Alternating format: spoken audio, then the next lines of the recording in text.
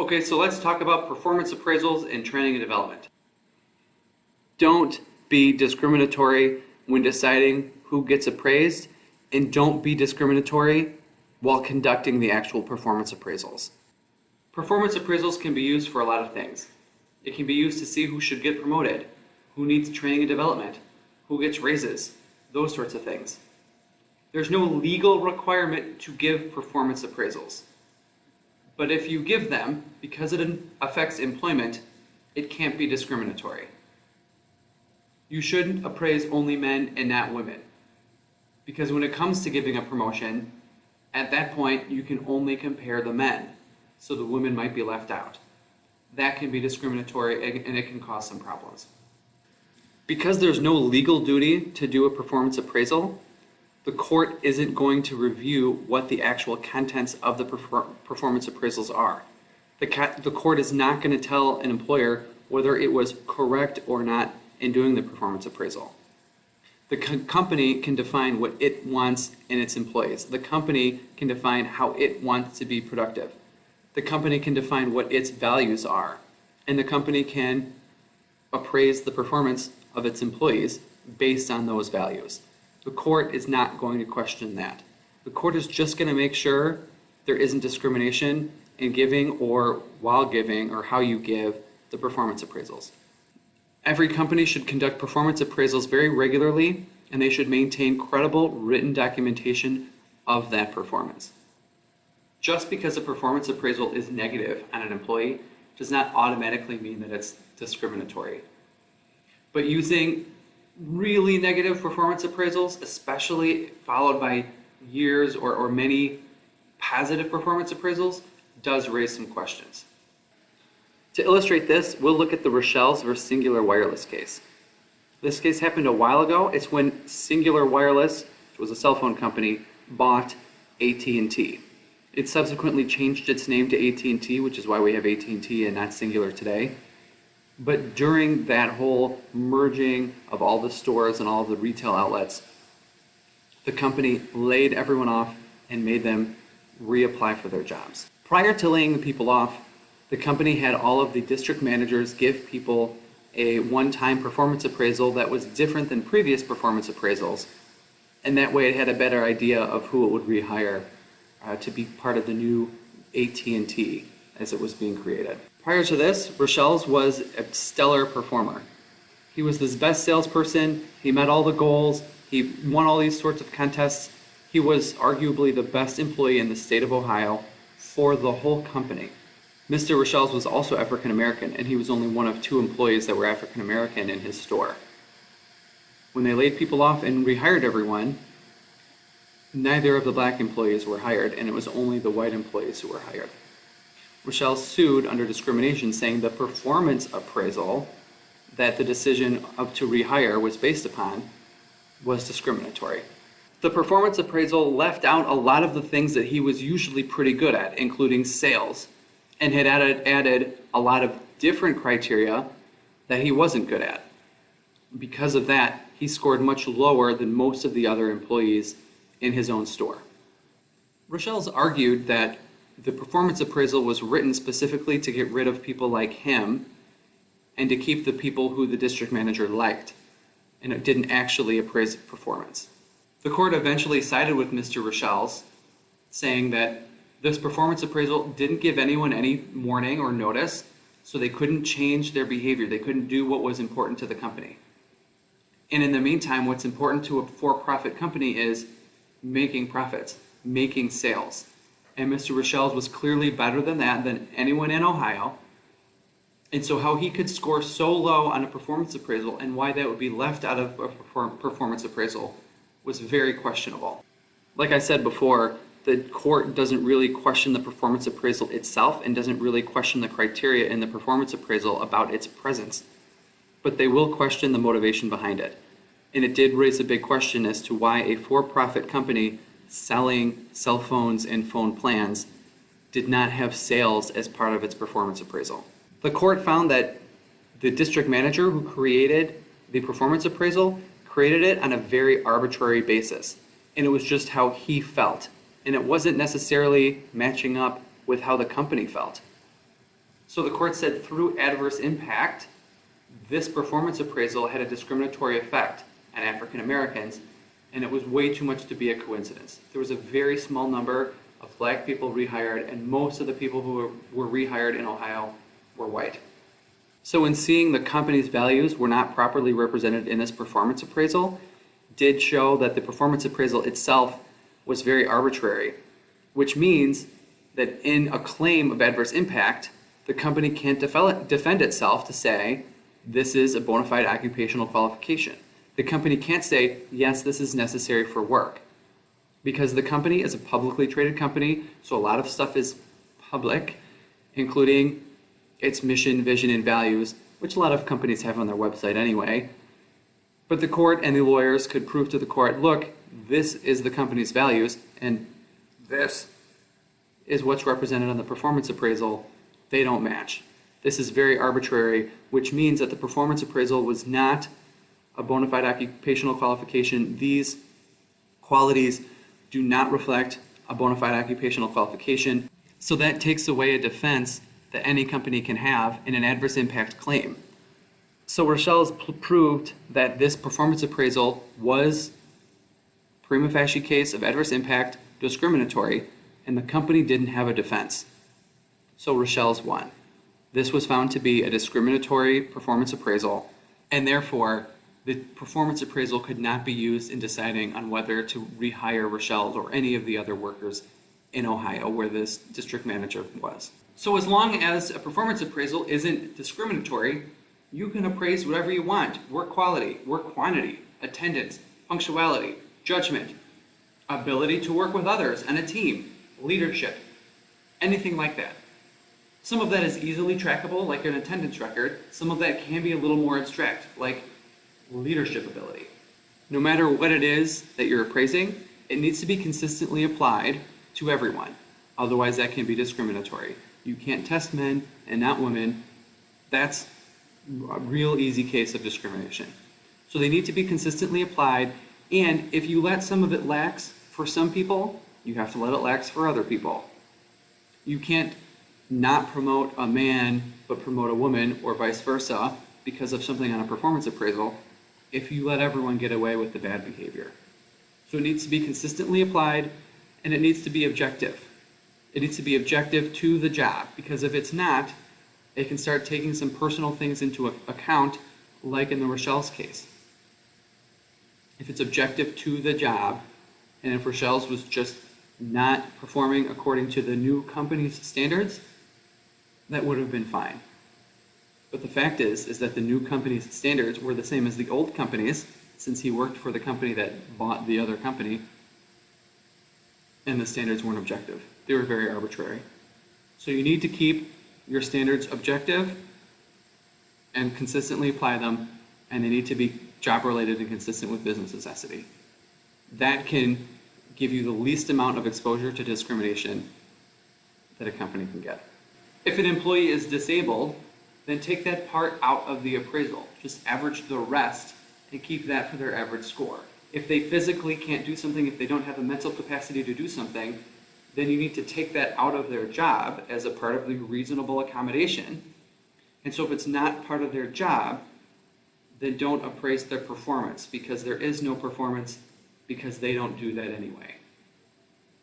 If someone is disabled, just don't appraise that part of the performance. If they can still do the job good enough and have a reasonable accommodation to work there, then you shouldn't be testing on that trait either.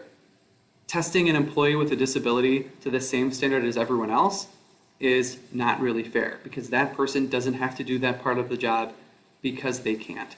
So you average the rest, don't appraise that part, because if you do, it can lower their score.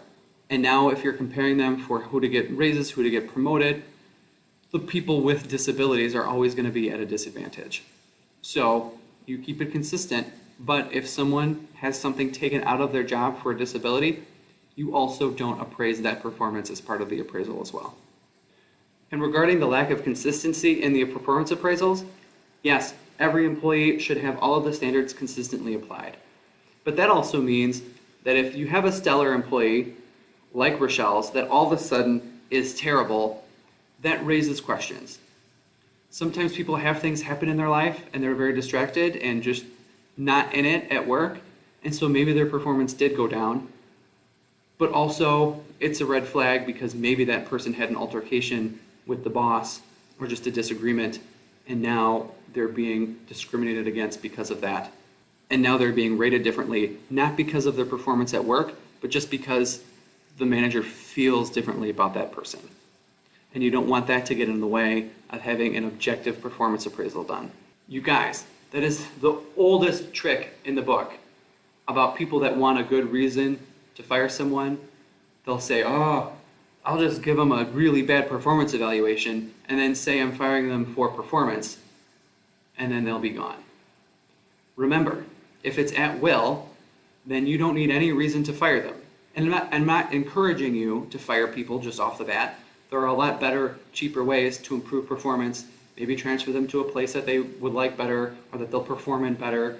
Or maybe if there's a different manager that they get along with better, switch them. If it's a department with many managers, doing that sort of thing. But if you need to fire someone, you don't even need a rule. You don't even need a reason, and you don't even need a good reason. But a lot of people think, I want a good reason, and that way it'll stick in case they ever come back. I appreciate that manager wanting to have a good reason because they'll protect the company from getting sued. But a negative performance appraisal, especially if it follows a bunch of positive performance appraisals, is not a good reason to fire someone. If you show a performance appraisal, the very next thing the other lawyer, the union, the judge, whoever you're sitting in front of will say is, okay, let me see all the prior performance appraisals. And then one of a few things can happen. They'll look at the latest negative performance appraisal and say, this is really negative. This is outwardly negative. This is almost bombastic. It really seems like you're out to get this guy. And that's not a good performance appraisal. Or they can question it and look at, okay, this person did this well, they did this well, they did this well, they did this terrible. How did this person going from doing it well the entire time they worked there to all of a sudden they're so awful, they don't know what they're doing, they're a detriment to the company, how has their performance changed? And then they'll look at, what the employee actually did or what their record is, or if there's been other discipline, let's say, just, things to corroborate the employer's story. And if it hasn't changed, if you're just making a negative performance appraisal to try to get rid of someone, it's really, really see-through. And now all of a sudden, if that performance appraisal is found to be not reliable because their work has stayed the same, but all of a sudden they're rated really poorly for it, the performance appraisal is no longer the reason they were fired. So what's the next reason we can look for? And whatever the employee alleges, if they allege discrimination, let's say, now the company is on the defense for a discrimination claim. And if the company was purely relying on that performance appraisal for a discharge, now the only thing left is discrimination. And it's a very uphill battle for the employer at that point. That being said, the company should not shy away from a negative performance appraisal. A negative performance appraisal lets someone know where they should improve. And if we're still going to talk about firing people based on their performance appraisals, if there is 2 or 3 years, let's say, in a row of someone consistently getting worse at something, then if you decide to finally discharge that person for that trait, for that negative appraisal, for whatever that one issue is, if you are in front of a judge or a jury or something at some point, then at least they can say this person over time was worse and worse. The employer told the employee, this is an area you have to improve in. You need to do better in this thing. And they just never got better. Then that becomes a much more realistic performance appraisal. Yes, I understand. This person just was not performing. And so that would be a much more believable, reasonable, consistently applied performance appraisal. Not talking about firing someone. If there's a negative spot on a performance appraisal, at least that person knows it's negative and can try to improve their performance. Maybe they'll get training. Maybe they'll have one-on-ones with the boss. maybe they'll just not even need that stuff and just get with it as like a warning, like, I better shape up. So that performance appraisal should not shy away from criticism. You should tell the employees where they need to improve. The point of the performance appraisal is to make the employees more productive at the company. And so you can say, you need to do this better, and hopefully that person will. You should also communicate changes in the performance appraisal to the employee. You're not going to trick them or bamboozle them. Like I said, a negative performance appraisal out of nowhere, it doesn't really do anyone any good. But if the company wants someone to start doing something, the company should communicate to the employees, hey, we want you to do this thing better, or this thing is more important to us now, or we did a self-review and have realized we are lacking in this area, so we're going to concentrate on that, starting with the performance appraisals. And that way the employee, now knowing that this is important to the company, can concentrate on that area of the work, and they can try to do better in that area. For your first performance appraisal, maybe if people aren't doing well, at least now they can see in writing, if there are notes, where they can improve and how they can improve.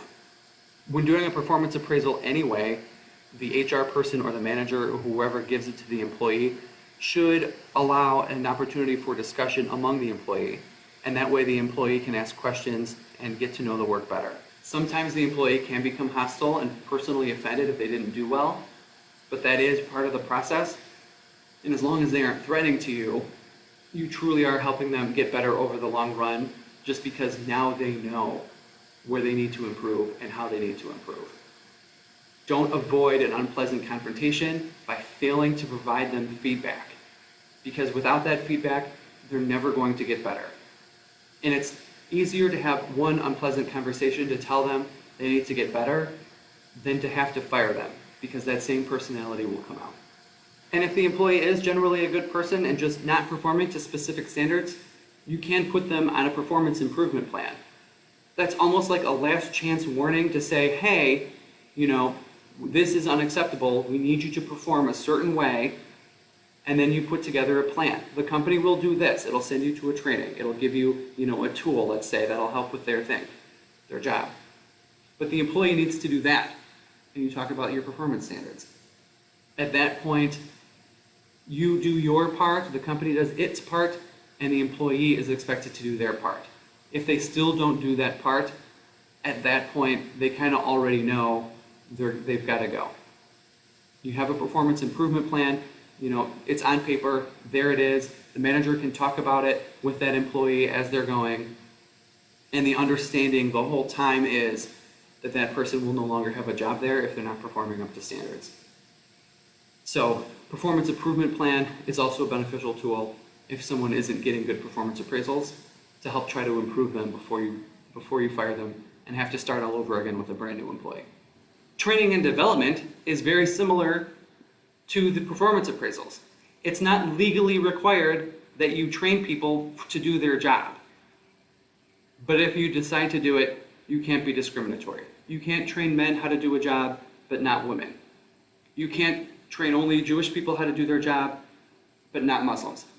If you're going to train people, let's say a department on how to do things, you train everyone. If you're going to train people, you make a cutoff. Everyone who gets below X amount, let's say on their performance evaluations, is going to get trained.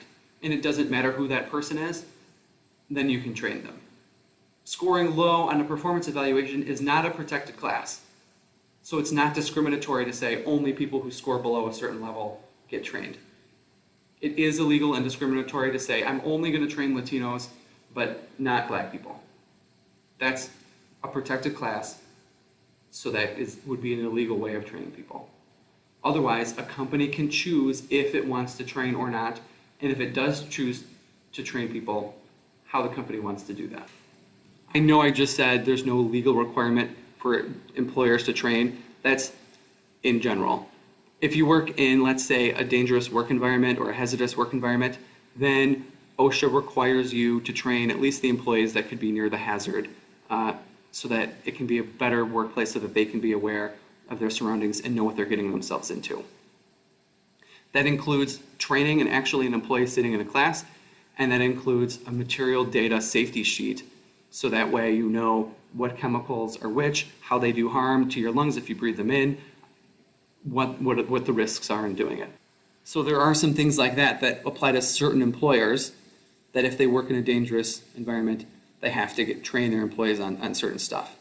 When I started work at US Steel, after my medical exam, my first week working there was getting trained with OSHA.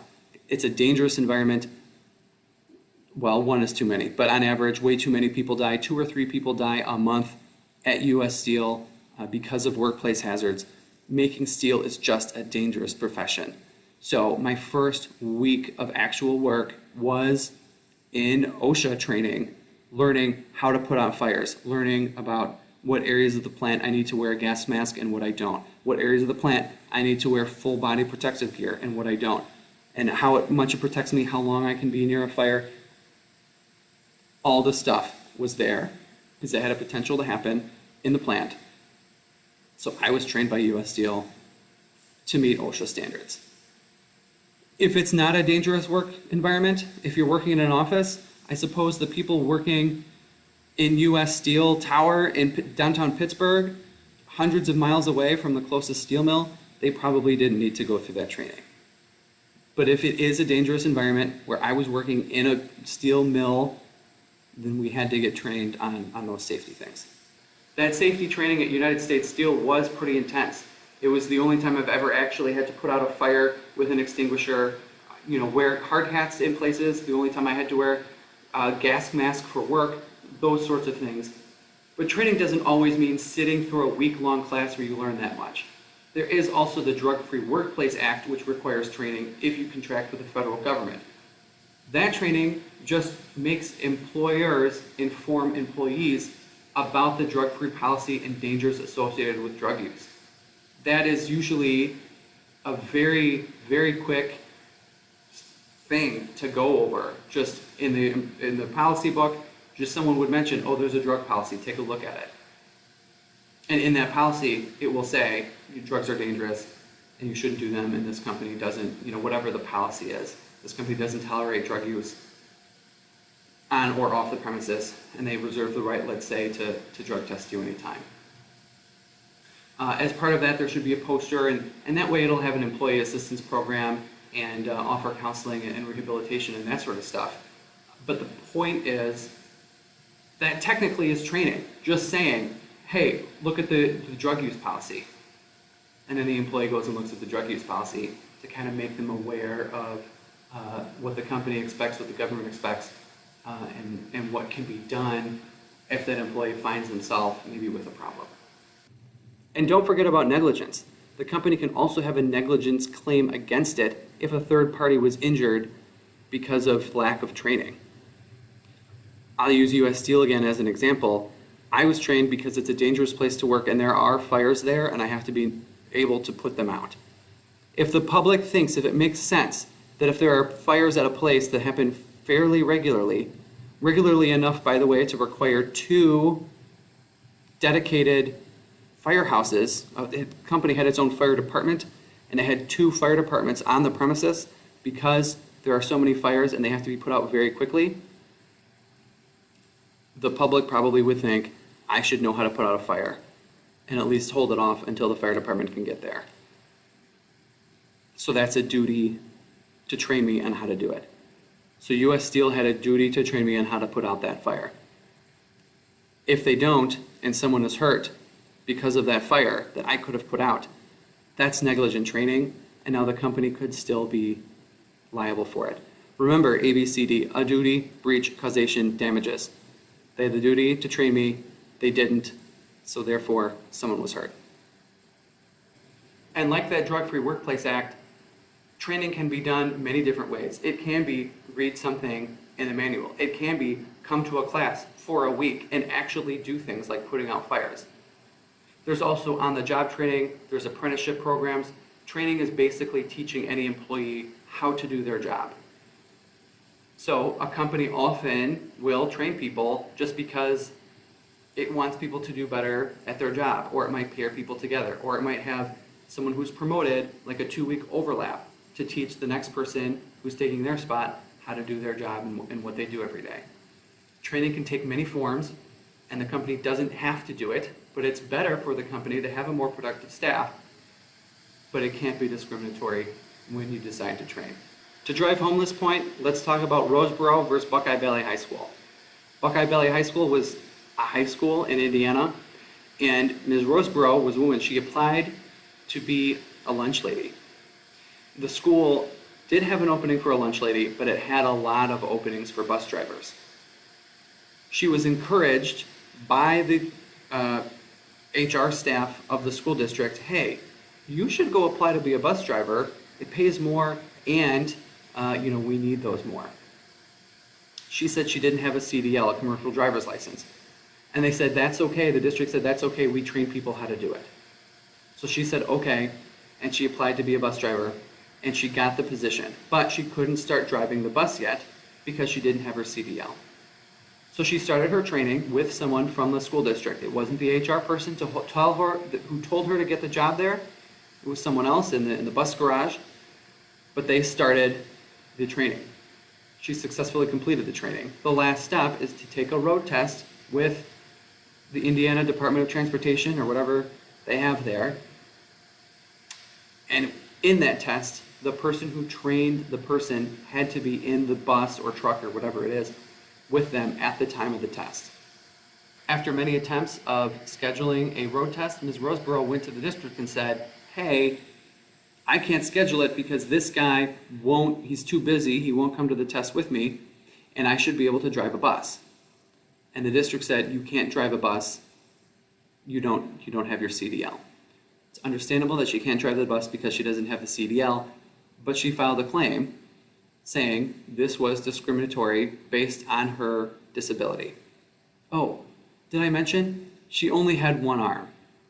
The state of Indiana only requires one arm to drive a school bus or to have a CDL. So she was qualified the whole time to get her driver's license to drive the bus with one arm.